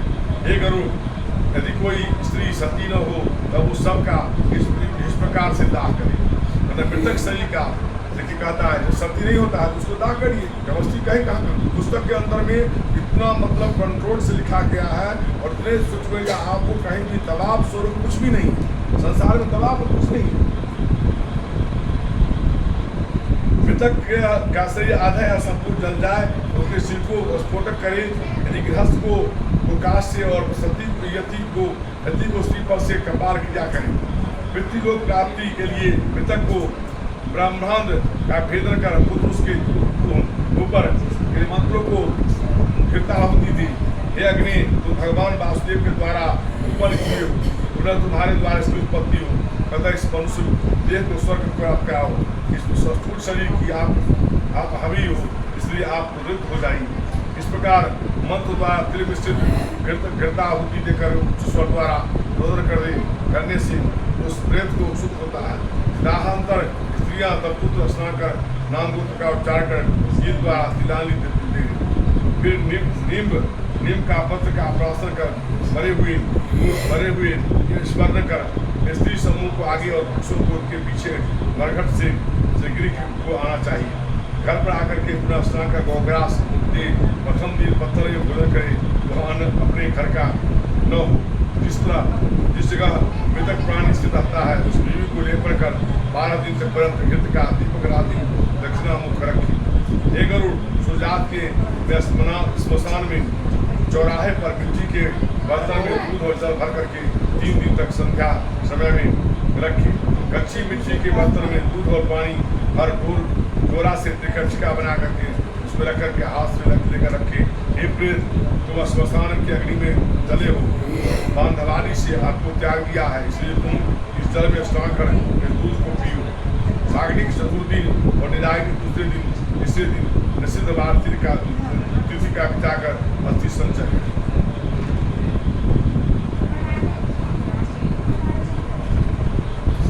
इसके लिए स्मशान भूमि में जाकर स्नान कर शुद्ध हो जाए। उनका शुद्ध पृष्ठन कर हाथे पवित्री पहने, तंत्र पुत्र स्मशान में रहने वाले को हिमायत का स्मरण से व्रत की बलि देवी 3 बार प्रदक्षिणा करें। एक चिता में प्रथम दूध छिड़क करके छिड़क से जल से चिता के अग्नि को शांत शीतल कर चिता में से अस्थियों को ग्रहण करें। उन अस्थियों को परास पर रख पत्र पर दूध और जल से धोकर के मृतिका पात्र रख के सब्जी श्राद्ध करें। तब उस जगह त्रिकोण सुगंधित का निर्माण कर उसको गोमय में लेपन कर उस में नदी 3 दिशा में 3 पिंडदान दे और चिता भस्म को इकट्ठी कर उस पर त्रिकांत का रख चिता भस्म के ढेर पर अनाच्छादित जान जल सहित एक घट को स्थापित करें। दधी घृत सहित चावल को पकाकर प्रेत के लिए विधि से जल सहित बलि देवे और उत्तर दिशा में 15 कदम जाकर गड्ढा खोदे। लेकर उस गड्ढे में अस्थिपात को स्थापित करें। उसके ऊपर एक पिंडदान करके प्रेत के दाह का पीला नष्ट हो जाती है। गर्त स्थित अस्थिपात को लेकर जलाशय पर जाए, वहाँ अस्थि को प्रथम दूध से बरसार कर पूरे जल को सुखाकर चंदन से अस्थि को चर्चित कर कुमकुम से विशेष चर्चित करें। उस अस्थि को एक दोने में रख करके हृदय और मस्तक में लगाए। इसके बाद परिक्रमा कर नमस्कार कर गंगा में अस्थि को प्रक्षेप करें। जिसका 10 दिन के अंदर अस्थि गंगा में गिर जाती है उसका ब्रह्मलोक की पुनरावृत्ति नहीं होता। इसलिए के समय जब वह प्राणियों की अस्थि गंगा जल रहती है उतने 1000 वर्ष तक स्वर्ग लोक में रहता है। गंगा जल में लहर को स्पर्श करने वाली वायु यदि किसी मरे हुए का स्पर्श करे तो उनके अनेक जन्मों का पाप उसी का काल नष्ट हो जाता है। सर्वप्रथम राजा भगीरथ ने अपने पूर्वजों के उद्धार के लिए तपस्या से गंगा देवी को आराधना की और ब्रह्मलोक से उन्हें यहाँ मनुष्यलोक में ले आए। इस गंगा का यह तीनों लोकों में प्रसिद्ध है। इस गंगा में सगर राजा के 7,000 पुत्रों को जो मुनि कपिल देव जी की दृष्टि से भस्म हो गए थे उनको स्वर्गलोक पहुँचा दिया। जो प्राणी पूर्वावस्था में आप करके मर जाते हैं उनके अस्थि को गंगा में प्रवेश कर और स्वर्गलोक में चले जाते हैं। किसी महावन में अनेक जीवों को मारने वाला एक बाघ हुआ। उस बाघ को किसी शिव ने मार डाला तब वह बाघ नर्क में जाने लगा। उस समय उस बाघ को अस्थि गंगा में गिर पड़ी, जिससे वह बाघ तत्काल विमान में बैठकर स्वर्गलोक चला गया। यदि सुयोग्य पुत्र हो तो अपने हाथ से पिता के अस्थि को गंगा में प्रक्षेप कर 10 गात्र के कार्य करे। कोई प्राणी विदेश में या वन या चौरादी भय से मर गया हो उसका देह प्राप्त न होने पर में स्थिति में क्या करना चाहिए उसकी विधि तुमको मैं कहता हूँ सुनो। एक दर्भ का पुतला बनाकर काष्ठादि से दाग गिरा कर भस्म लेकर गंगा जल में प्रवेश करे। उस पुतले के 10 गात्रादि कर्म किसी स्त्री के गर्भ परिपूर्ण हुआ उस समय और उसकी स्त्री को मृत्यु हो गई हो तो पेट फाड़ करके उस बालक को निकाल ले। यदि बालक का मर गया हो उसके भूमि में गाड़ दे और स्त्री का दाह स्वीकार करे। यदि कोई बालक गंगा तीर पर न जाए तो उसके गंगा में प्रवाहित कर दे। और 27 मास तक के बालक यदि अन्य देश में मरे तो भूमि में गाड़ दे। 27 मास से अधिक आयु वाले बालक का दाह संस्कार अस्थि लेकर गंगा में प्रक्षेप कर जल में भरकर एक घड़े का दान करे। केवल बालकों को भोजन कराए। जो गर्भ में ही मर जाता है उसकी कोई क्रिया नहीं होती। जो शैशवावस्था में 10 दिन गलने पर मर जाए उसके लिए दूध दान आदि 3 वर्ष तक 3 वर्ष की अवस्था वाले बालक की मृत्यु तो तब जलपूर्ण घट का खीर का दान करे। यदि वो पुनीत कुमार की मृत्यु हो तो पुनीत कुमारों और ब्राह्मणों को भोजन कराए। 5 वर्ष बाद पुनीत और अनुपुनीत बालक मर जाए उसके लिए दूध सहित खीर के 10 पिंड दे। एकादशा द्वादशा गोस्तर को महादान के अतिरिक्त तुलसी सभी और धर्मशील पौगंड की मृत्यु पर करने चाहिए। पिताजी भी तो और बालक पौगंडावस्था में मरे उसके निमित्त सपिंड श्राद्ध नहीं करे, केवल 12वें दिन एकोदशी श्राद्ध करे। स्त्री सूत्रादि के पतादि स्थान विवाह है। व्रत धारण के प्रथम सवर्ण में समान किया है वह अवस्था प्रमाण द्वारा करे। छोटा उम्र के होने के क्रिया या विषयादि की इच्छा अल्प होती है, क्रिया भी छोटी होती है। 15 वर्ष तक किशोरावस्था में मरे तो सत्यादान पददान गोदान आदि करें। सन्यासियों की दाह कर्म उदक क्रिया आदि कुछ भी नहीं करें। दंड ग्रहण मास से ही मनुष्य नारायण हो जाता है। त्रिदंड ग्रहण मास से उनके प्रेतत्व नहीं होता। जो ज्ञानी है उससे स्वरूप मनुष्य अनुभव से ही सदा जीव मुक्त हो जाता है। पिंडदान की इच्छा नहीं करें। इसलिए सन्यासियों का पिंडदान आदि न करें। यदि पुत्रादि की पिता से भक्ति हो तो जिज्ञासा करें। हे गरुड़ हंस परमहंस चक्र बोधक इन चारों प्रकार के सन्यासियों की यदि मृत्यु हो जाए उन्हें कुएं में गाड़ देना चाहिए। गंगा आदि नदियों में उपलब्ध न होने पर कुएं में गाड़ने की विधि है। किंतु यदि वहाँ गंगा नदी हो तो उन्हीं में सन्यासियों को जल समाधि देनी चाहिए। किसी गरुड़ सारोधारी दाहती संचय कर प्रणाम विष्णु भगवान की भगवान की श्री कृष्ण गोविंद हे मुरारी हे नाथ नारायण वासुदेव श्री कृष्ण गोविंद हे मुरारी हे नाथ नारायण वासुदेव हे नाथ नारायण वासुदेव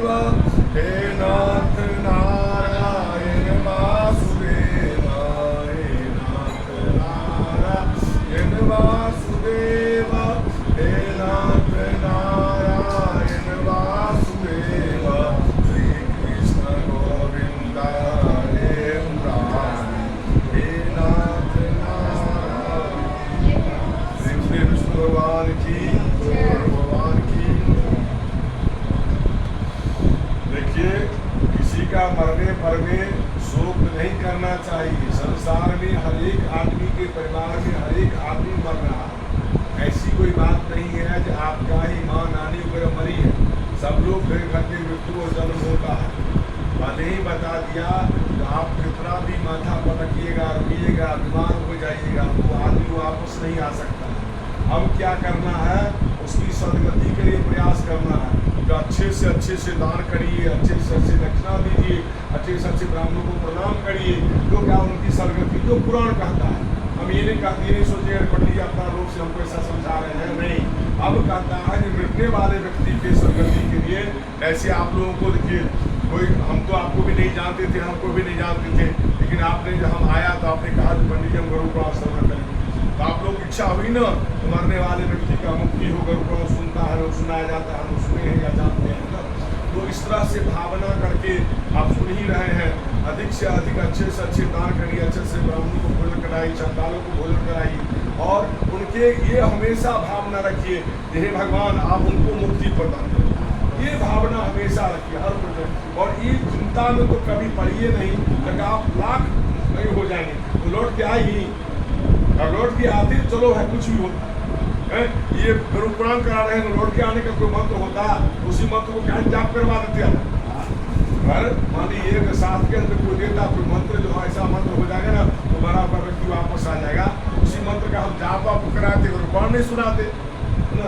इसलिए आपको, और ये किस जन्म और मृत्यु किसके परिवार में नहीं हुआ।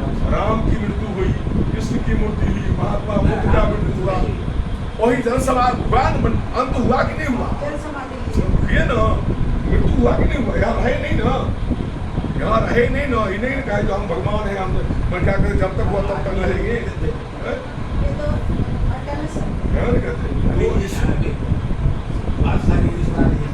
हाँ, द्वासा को और हम सब लिस्ट है, हाँ नहीं वो बना के देगा, उसको पूछ लीजिएगा, सबको लिस्ट दे दीजिए।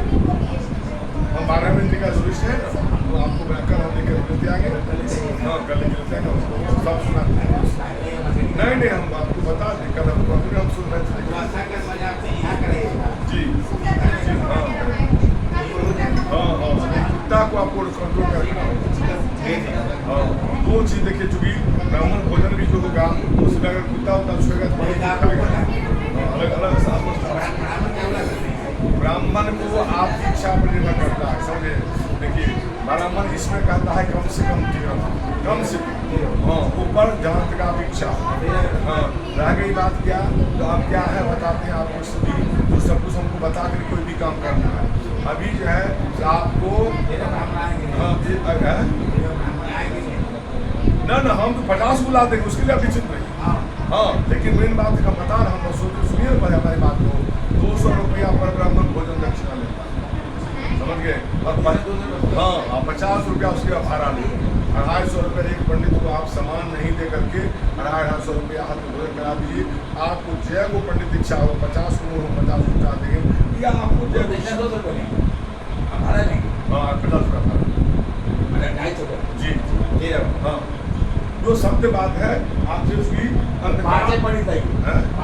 नहीं 11 से तो कम खिलाना ही नहीं होगा। 13 से ही कहता है, 13 से कम खिलाना। 250 रुपया के चलते आप जिसका विरोध मतलब ब्राह्मण भोजन है 13 को कहता है 13 ब्राह्मण का 12 महीने का 12 होता है। इस बार एक जो मास भी लग गया है जेठ महीना, एक साल तक आप बोले 1 साल में पहुंचेगी वहाँ। 13 ब्राह्मणों को कम से कम भोजन कराइए। इतना आप कुत्ते को 10,000 रुपया महीना खिला रहे हैं, उसमें चिंता नहीं हो रही है। और 5-7 को ब्राह्मण को 250 रुपया देखिए, बहुत रुपया हम नहीं लेंगे, सबको हाथ देना है। वो पैसा हम नहीं लेकर के हम किसी को नहीं बांटेंगे। क्या भोजन करेगा आप हाथ उसको देकर प्रणाम करिए, वो पैसा हम लोग छुएंगे नहीं। तो इसलिए वो सब बात बहुत सोचिए। और इतना गरुड़ पुराण का श्रवण कर रहे हैं, जाके 4 बजे तक होगा। हाँ नहीं 4 बजे नहीं होगा, आपको हो जाएगा। आपको यहाँ 4 बजे मिलते हैं, मिलता नहीं है ब्राह्मण भोजन के लिए। यहाँ आपको जो है तो आपको 2 बजे के अंदर में भोजन करा देंगे, लेकिन आपका हो जाएगा ना। हाँ सब आपको देखिए, सब हम करा रहे हैं, इससे आप संतुष्ट हो रहे हैं कि नहीं? 14 मासिक का पिंडा 14 मासिक का पिंडा करा के सब